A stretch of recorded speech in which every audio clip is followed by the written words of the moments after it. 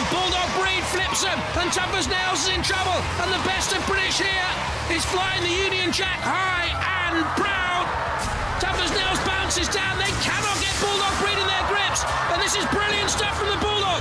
They are growling out there and prowling, and now they're caught by Tough as Nails.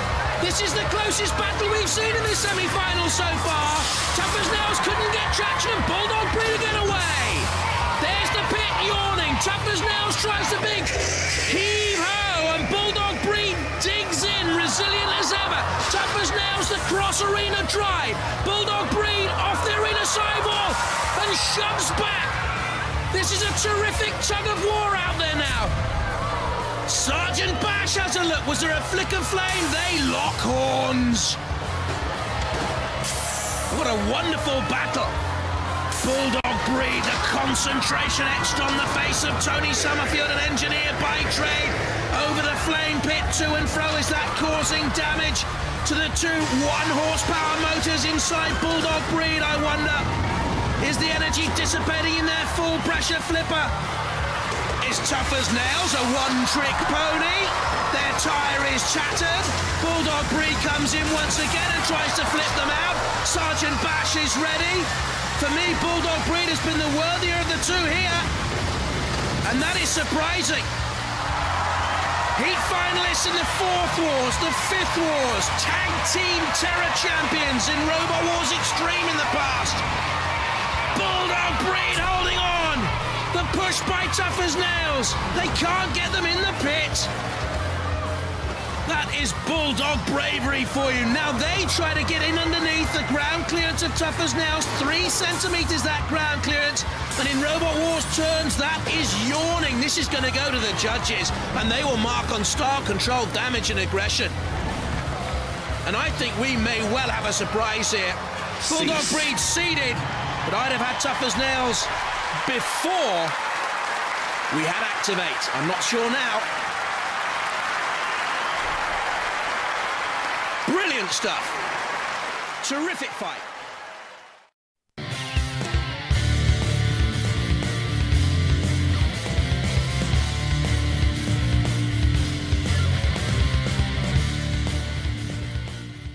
Three, 2, 1,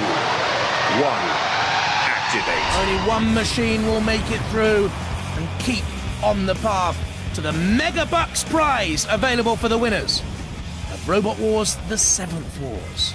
For the first time ever, a cash prize up for grabs for the winners. Ceros, in flipping, may well have been flipped by St. Agro. St. Agro overturning after getting another flip in. Before flipping itself, Ceros self-rights. On the attack again against the St. Agro boys. Getting in underneath St. Agro's ground clearance. St. Agro can run both ways up, don't forget, it's invertible, which normally negates the power of another flipper. Unless the cutout can be loosened, unless the electronics can be loosened. Look at that! Standing, pirouetting together. St. Agro away. Ceros self-rights. This is tremendous stuff. Great control by the drivers to be able to self-right like that under pressure. But does it use up too much CO2 supply? St. Agro flicks. Ceros, on the brink of oblivion and disaster. On the brink of the pit. They need to get away from there. One shove and they're down. St. Agro flicks. Ceros, get out of there, get out of there. You're too close to the pit. They've left themselves here very vulnerable. St. Agro needs to get behind for a shove. Couldn't though. They were broadside on. And Ceros survives and St. Agro nearly went down. They are living very dangerously. Matilda's flywheel comes in. And look at the wheel of St. Agro. Ripped. Broken. Operating now, really only on one wheel, limping St. Agro. Ceros is upended once again. But Ceros is gone here, I think. That's why Anna looked worried. And the team from St. Agnes in Cornwall are going to win this. St. Agro. Aggie, Aggie, Aggie. Oi, oi, oi, they cry down there. St. Agro the winners. And in the end, Francis Smith ran out of power, and Ceros ran out of room and hope. Good old Matilda. You can count on her rear end in any sort of catastrophe.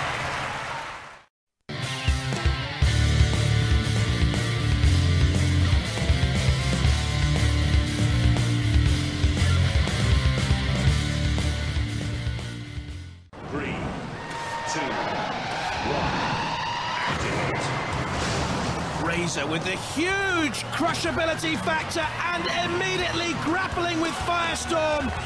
And Firestorm's Graham Bone came head-to-head with Razer, and I wonder if that was wise.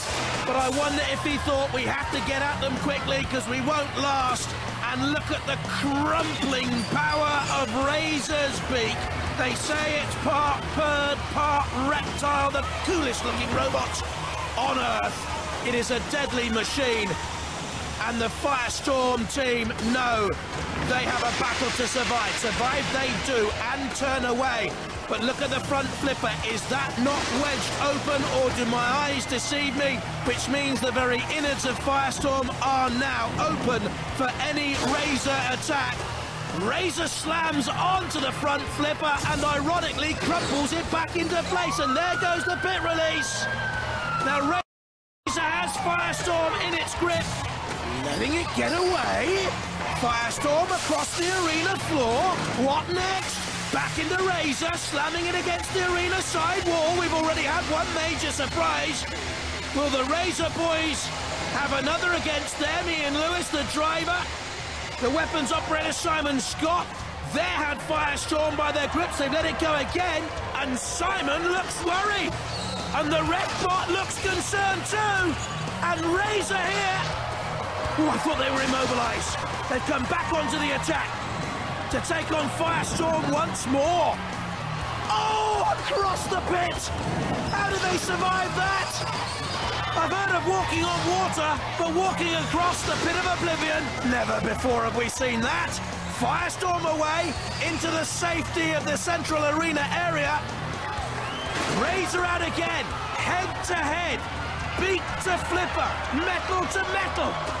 Dancing so near that pit once again into the CPZ, almost an action replay. Against the tyre, Firestorm pushes, Razer retreats. They are skirting with oblivion, literally.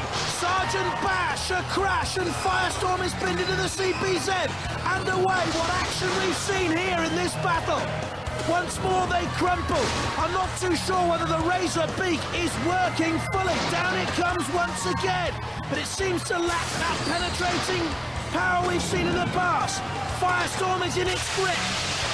What will happen? It looks as if we're going to go to the judges. This was an unbelievable contest. What a battle, one of the closest I've seen. Nip and tuck, no quarter arse nor given. And I don't think we've seen its like before.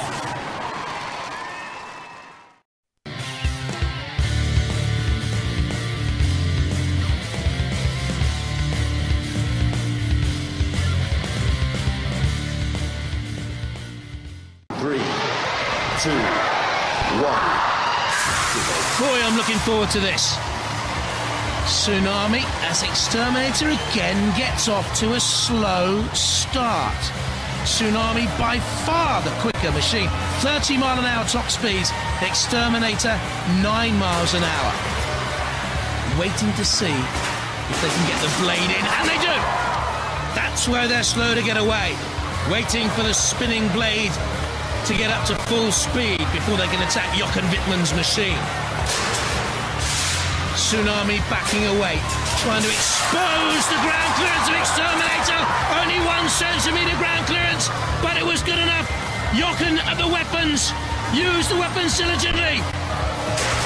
In comes Tsunami with a slam. If they can get a flip in there, X-Terminator could be out of the arena, out of the war zone, out of Robot Wars, the 7th Wars. They are teetering on the brink of oblivion, the number 11 seeds. Can the German entry go in and finish them off here? Tsunami will have another go. Again they crash down, and ironically that has righted X-Terminator. And now you begin to wonder about The supply of CO2 on board Tsunami, I said right at the start of the program, it was limited. What life is left in that Tsunami weaponry? Did they go too early? Have they used up all the CO2? Is there a flip left? Side by side, I don't think there is. They're backing away. So what can they do now? Draw X-Terminator onto an angle grinder? The pit! They're rocking here, Tsunami. They're righting. The Sreemet, absolutely essential in Robot Wars. For a wedge-shaped flipper like this, they're over. X-Terminator closing in. And another bash. Another self-right. But I don't think that's a full pressure flipper any longer. And I think X-Terminator are now on top. And now beginning to carve damage onto what has been a very good machine. On its side, Tsunami, and smoking, and breaking up. What a shame. What a good machine X-Terminator is, though. Number 11 seeds, and hugely improved. I saw there just a flicker of flame. Sparks flying, the blade spinning. The weaponry potent. That has been their problem in the past. A durable machine has lacked that killing instinct. It now has it with the blade, and X-Terminator could be a force in Robot Wars: The Seventh Wars. Tsunami out, it's over. A brilliant effort comes to an end. X-Terminator, heat winners. Ecstasy and joy for Simon Baldwin and Marlon Pritchard.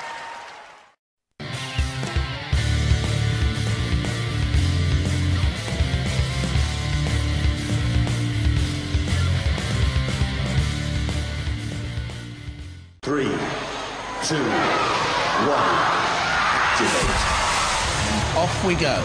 This to complete our round 2 lineup in this, the second semi-final. M2 self-righting, atomic pressure rising, using up that precious gas.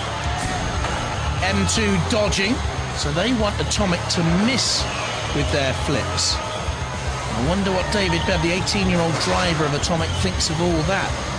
Well, M2 look dodging. And they are playing cat and mouse. Come on, chase us, chase us. And Atomic cutting down the angles. M2 rolling, that's okay, they're barrel-shaped. Atomic is more of a bulldozer, isn't it? M2 has missed with a flipper. Oh! In underneath, roly-poly. And Atomic's flip nearly brought Atomic forward and toppling over there. 99 kilos, Atomic. So too is M2. There we can see the weapons operator of Atomic, Paul Francis, a farm manager by trade. And shepherding M2 across the arena and tossing M2, and M2 self-righting. This is very tactical stuff out there, and very tight and tense. This could be crucial. Atomic needs to push M2 to the arena side wall and then flip. The effectiveness of flipping is literally dissipated if it's in the centre of the arena. M2 flips Atomic, that's closer! That's more dangerous! That's CPZ territory! Corner patrol zone territory! And Sergeant Bash was waiting to come in. House robots can attack in there, of course. Atomic, I think, needs to catch up a little bit on the point scoring, maybe. Is M2 running properly, freely, or is it bobbling there? Is one tyre punctured? I wonder.